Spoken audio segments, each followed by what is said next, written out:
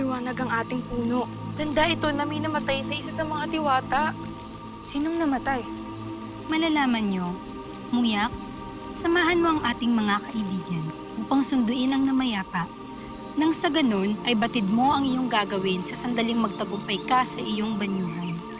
Dadalhin kayo ng liwanag na iyan at ng inyong mga pakpak sa bangkay ng diwatang namayapa. Kaya lumisan kayo upang masundo nyo na siya. Muyak, sundan mo sila. Opo, mahal na pinuno. Tayo na mga kasama.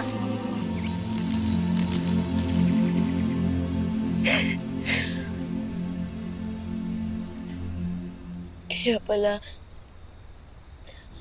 parang namamaalam si Inay.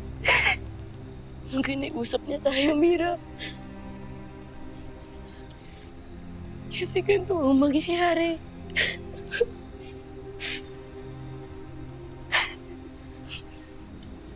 Kung alam ko lang, niyakap ko pa sa asin. Mahigit na mahigpit.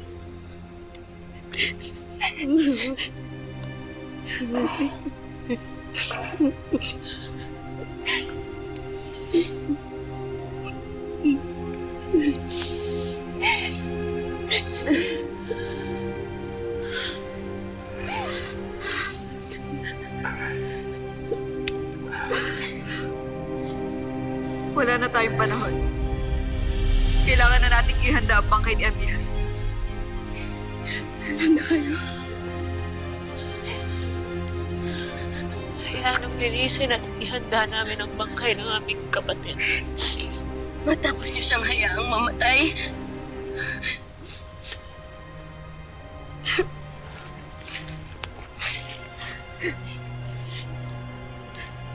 At sino pa sa inyong may alam sa plano niya?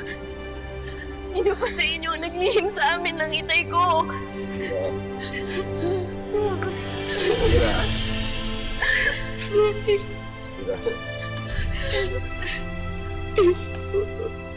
Mira, may panahon para pag-usapan natin ito. Sa ngayon, isang tabi mo muna ang mga katanungan mo at hayaan mong asikasuhin ang mga sangre, ang katawan ng Reyna, lalo't tariyan na mga retre. Narito ako upang samahan ng mga paru-parong itong susundo kay... Muyak! Mahal na Reyna! Ano't siya'y sugatan? Huwag niyo sabihin na siyang namatay. Siya na, Muyak!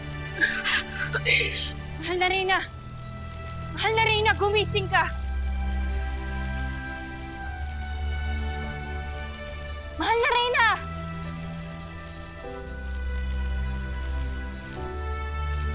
Nakabagay niya, Mare. Totoo nga. Hindi na siya nagmumulat. Patay na ang Reyna ng mga diwata.